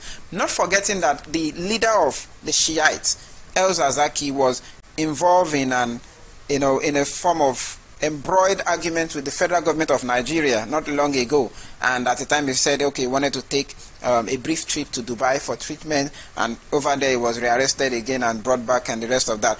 But the people have now overlooked that to say, how can we bring in a new idea? How can we route for the person that we feel can help us actualize the dream of the Nigeria? So there's a dream, and that is one of the things that Peter Obi currently saying. He wants to de-emphasize money politics. And believe it when he says he has done it before. He has a precedent. He has an antecedent. So when he speaks of a precedent, he has something he has done before. Now, while you were talking about P2B, and they can buy it was online, they can watch television, they can listen to follow the internet and have story, follow the social media, have conversations, see what other people are doing. So over the years, they've controlled the minds of the average person, the average northerner. We are watching. It's going to be interesting. We want to know how Juan Fosso and his cohort intend to control the mind of the average northerner. In less than 24 hours, about 24 hours after he made the statement, northerners won't vote for Igbo. The Shiites are coming out to say, you don't own our mind. We won't vote for P2B. It's coming out to say, you don't own our minds. We own our minds, and we will do what we want to do, and we don't owe you an obligation. And that is the kind of Nigeria we want to see. Not a Nigerian that's controlled by religious sentiment or ethnic sentiment. It hasn't done us any good. People have used religion to do things to us. They mean us, treat us badly. But people have also come to, from the experience of El Zagzaki and his wife being detained for their expressing their religious views, though I don't agree with religious sects attacking a military convoy. I still stand on that. However, the way they have been treated hasn't been fair. It's gone beyond that. But the guys is going to show that this is between religious issues between the Shiites and their brothers. But let's not go into that. So I'm glad that the Nigeria that I'm living in today is a Nigeria that we pray for, where independent minds and thoughts becomes what determines what people do with their one vote. You see, that is another aspect we need to look at. The average northerner is not void of information. Those people are best with moving about with transistor radios. That is why even if you come down to the south here, no matter how small the kiosks in northern operate, they always have a radio. Correct. They get their frequency and they get information even more than some people here. That goes an extent to tell us that, oh, despite the fact that politics in Nigeria is a game of manipulation, where you treat the people's mind like some sort of doll, the people have become wiser. Whoever has chosen not to become wiser in the last 8 years has either been blind. Of course, it's said in a particular parlance that you don't turn a blind mind that the war has started. So I guess Nigerians can see for themselves. All right, we can go on and on and on and on, whatever the case may be, whether Peter Obi wins or loses. As we go into 2023 elections, you agree with me that we're going to keep unraveling who these candidates are, why we need to vote for them, what we need to do to make them come to the post of saying they are our presidents and all that. That's our job here in Atlantic Television Network. Well, thank you for being part of the show tonight. There is always a pleasure having to do this with you. I'm happy I'm here with you. Thank you very much. All right, and that's been our show for tonight. But the conversation doesn't end here. But Ade and I have to leave for the global news to come up shortly. But this is it. Let's go to our social media handles and continue with this conversation. We just looked at the man, Gregory Peter Obi Okute, like they call him. Now let's go down memory lane and begin to have a conversation. Remember, like I've always said, you have just one vote. Are you going to give that one vote, and that's what counts, to a man or a woman who is going to dip us further into the ditch that we are already in? Are you going to use that vote to make a determination by casting it and encouraging others to do the same to the one man or woman who is in position to bring us out of the ditch and put us on the right path? My name is Vivian Douglas, and I've been doing this tonight with... And that's been our show, but let's go to our social media and continue the conversation. On Twitter, we are at Atlantic TV Net. Facebook and YouTube is at Atlantic Television Network. Instagram is Atlantic TV Network. Remember that peace and unity are always the pathway to progress. Have a fantastic night. The people, the candidates, the party, the campaigns. What really makes an election year? Enough rhetoric.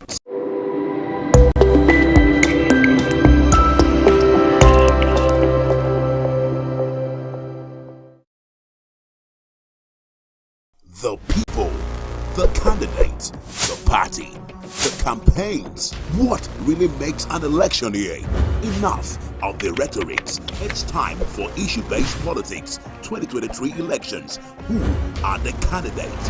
What do you know about them? Take a seat, relax, and join us for the 2023 elections on Atlantic Television Network. StarTimes, DTH, Channel 194, or ATN Live on Google Play Store and all our social media platforms. Twitter is at Atlantic TV Net. Facebook and YouTube is at Atlantic Television Network. On Instagram is at Atlantic TV Network.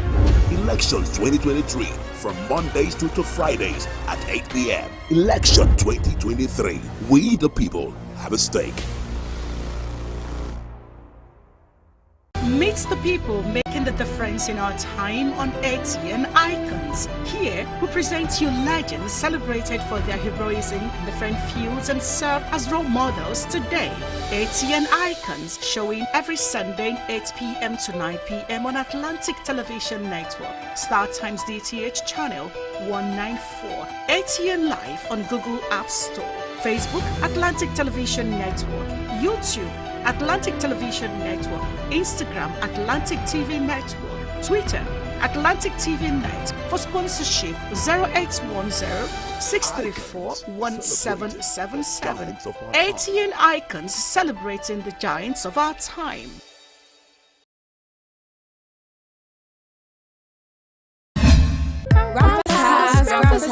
Grandpa's house. Suffer not the witches to live, of course. You are still under probation. As far as I'm concerned in this house. Thank you, Grandpa. Promotion. So you want me to stay for water? Make soap enter we eye. Do you need the right kind of family entertainment? Then join us every Sunday on Atlantic Television Network at 7:30 p.m. on Grandpa's House.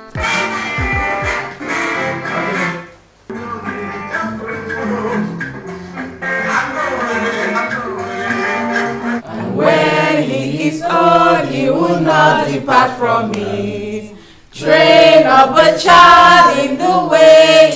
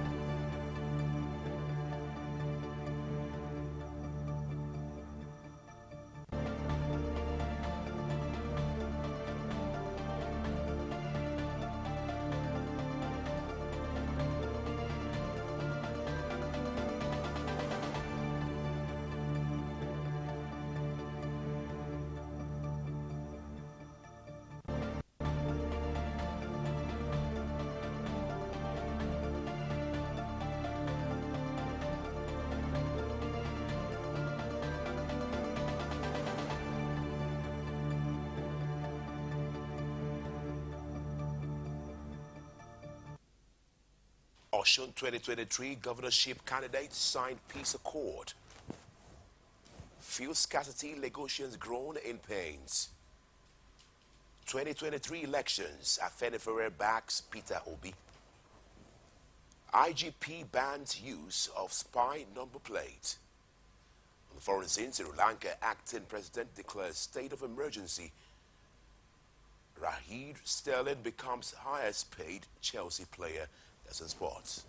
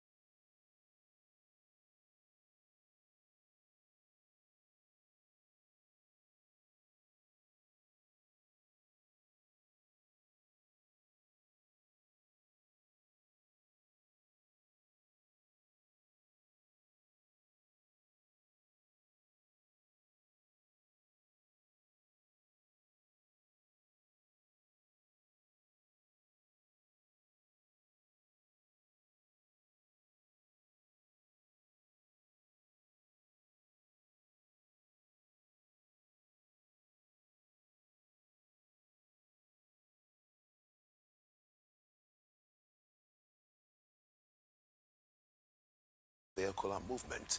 Many of the buses and taxis that should be operating are most of the times on queues at the filling stations seeking to buy fuel or caught up in traffic. The hitherto alternative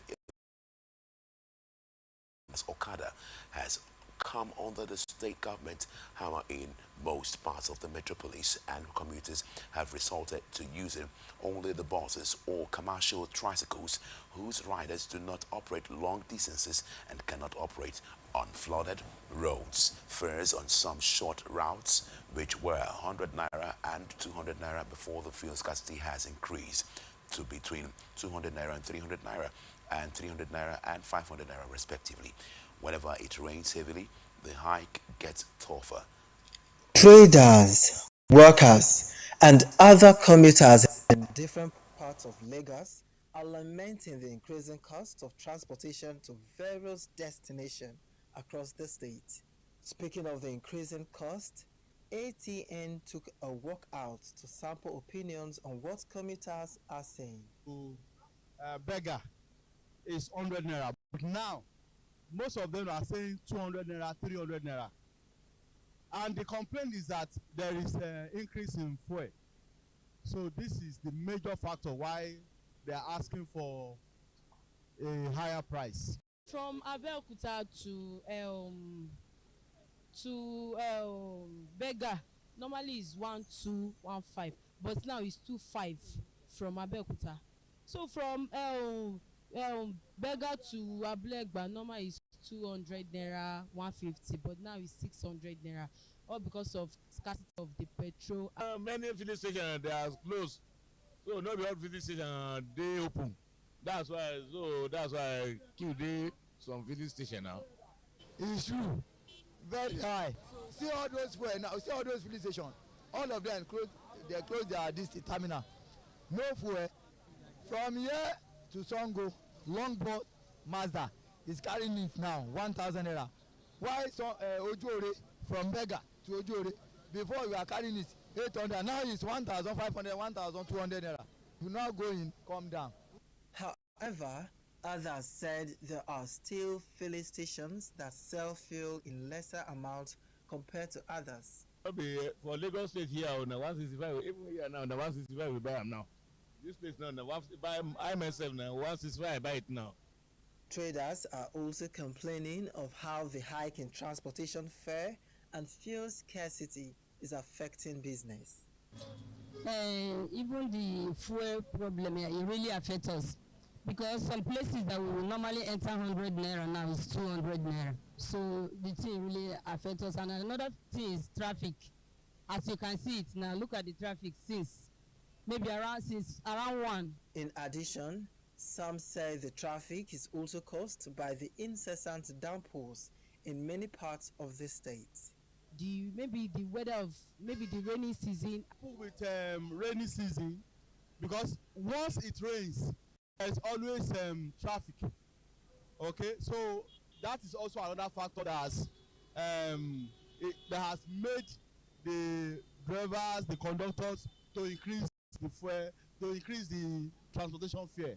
They also call on the government to intervene and stop the increase of fuel and the hike in transportation fare, as this is affecting commuters and business owners. If they can find way to help us, please, they should help us concerning that fuel and this traffic something. Christopher Lucky, reporting for Atlantic Television Network. Academic Staff Union of the universities have urged President Muhammadu Buhari to meet with the NIMI BRICS-led Committee on Negotiation following his latest enough is enough comments.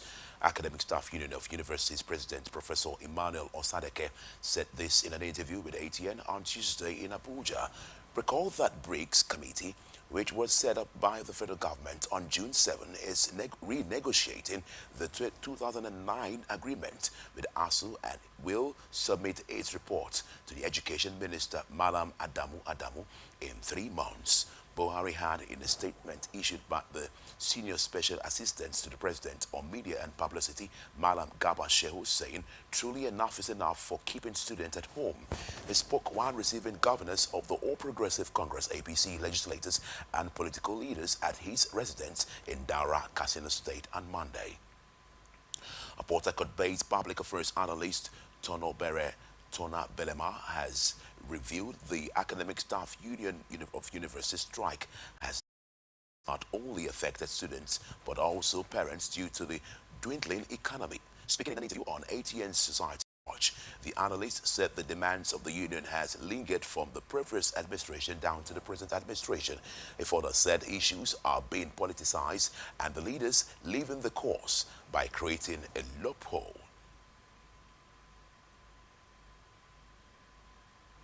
in the system, which has now degenerated into something else. ASU has demanded a lot of things, and this issue has lingered not from this administration, from previous administrations. It has lingered. And what he's trying to say is for them to come together and reason, because the students, for Christ's sake, they are suffering. Their parents also are affected. Some of them, their parents have paid for house rents and all the rest for them. And in fact, there was an issue that I saw online some days back.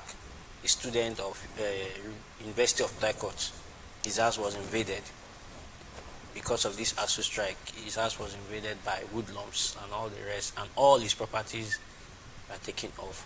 So what he's trying to say is for them to come together and see reasons for them to end the strike. I could remember Professor Nemi Briggs, that was September 2nd, 2021, he compiled a report and sent to the federal government, which I believe they will go through it and meet their demands. But the issue we are having in this country is that they want to politicize everything. Because you cannot see a minister of education, if truly you love education as it were, you leave that position, you leave that office and go for political, maybe you might have bargained with them on one thing or the other, even the Minister of Labor and all the rest. But due to their ambitions, they left that office, and that has created a loophole for other, because as you might say, we've tried to meet this agreement with the Minister of Education. Why now come with a fresh agreement again? So all these things affect administration, and it affects the strike, it affects the student community. You changing ministers from time to time, it affects the schools, the educational system. The police and all the security services, including the Nigerian Security and Civil Defense Corps, have declared war on vote buyers and developed plans to thwart their activities ahead of the governorship election in Osun State on Saturday. The security activities have sent direct detectives, including undercover operatives, to watch the election and detain vote buyers in order to stop electoral malpractices. Newsmen gathered that the security agencies had mapped out elaborate strategies aimed at preventing a repeat of the vote-buying incidents recorded during the Ekiti governorship polls, as well as other elections in the recent past. Vice President Yemi Osibajo and ex-Osun State Governor Ralph Aregbesola were noticeably absent at a mega rally organized for the re-election of the state governor Adegboyega Oyetola in Osogbo on Tuesday. The mega rally committee, in a statement on Monday by its spokesperson Funke Egbedomoda, had listed Oshibajo as one of the guests expected at the rally, but Aregbesola, who is the Minister of Interior, was not listed. Some of the governors in attendance included Rotimi Akeredolu of Ondo, Kayode Fayami of Ekiti, Nasi El-Rufai of Kaduna, Hope Uzodinma of Imo, amongst others. Also in attendance were a former APC National Chairman, Adams Oshomole, APC presidential candidate, Asiwaju Bola Ahmed Tinubu, and his running mate, Kashim Shettima, respectively. When asked why his principal did not attend the rally, the media advisor to the Interior Minister, Mr. Shola Fashore, said Aregbesola was not invited for the event. You're watching the Global News on Atlantic Television Network. Let's now join Abuja studio for government and public service. Before we do this, we'll take a break. We'll be right back. Stay with us.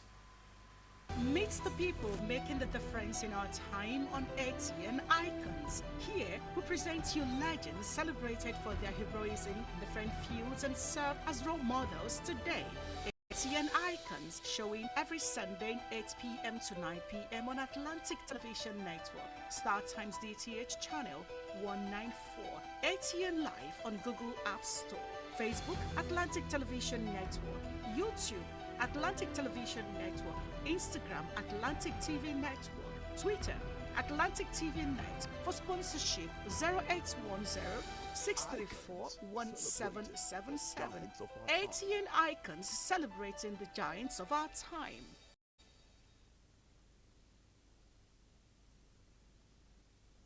The people, the candidates, the party, the campaigns. What really makes an election here?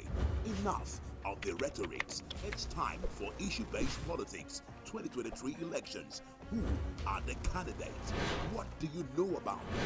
Take a seat, relax, and join us for the 2023 elections on Atlantic Television Network, StarTimes, DTH, channel 194, or ATN Live on Google Play Store and all our social media platforms. Twitter is at Atlantic TV Net.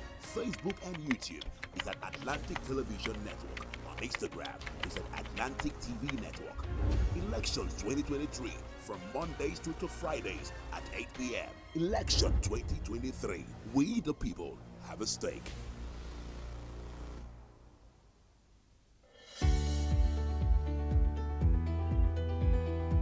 People into the country illegally. That is amazing. Honourables, you human trafficker. Honourables, you are a human.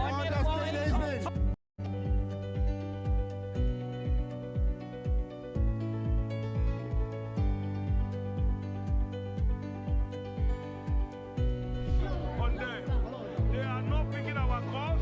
They made up their minds. So no agreement with the EU, but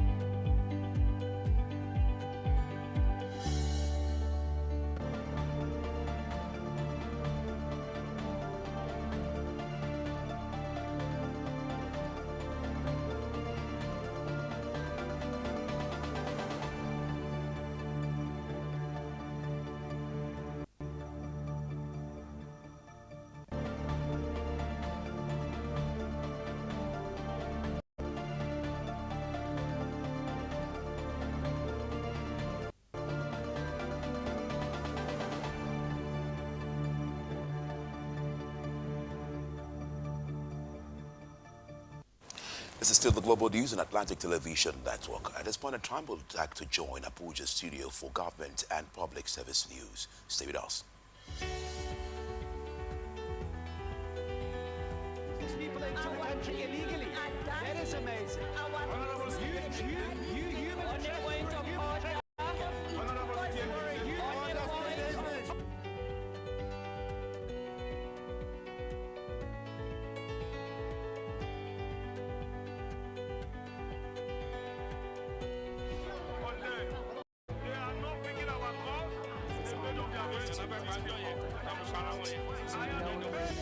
the EU, but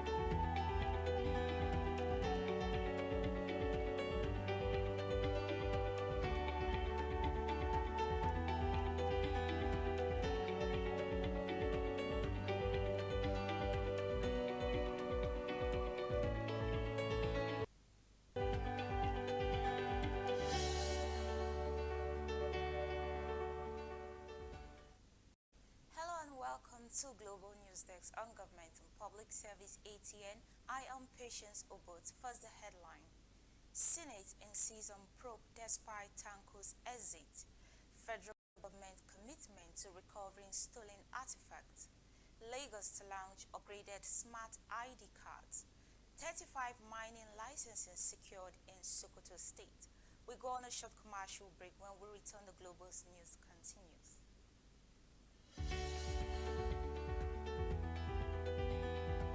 People into the country illegally.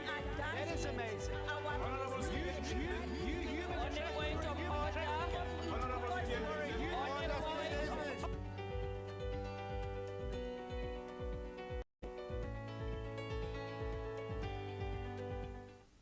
Welcome back to the Global News Desk on Government and Public Service. Senate insists on probe despite Tanko's exist.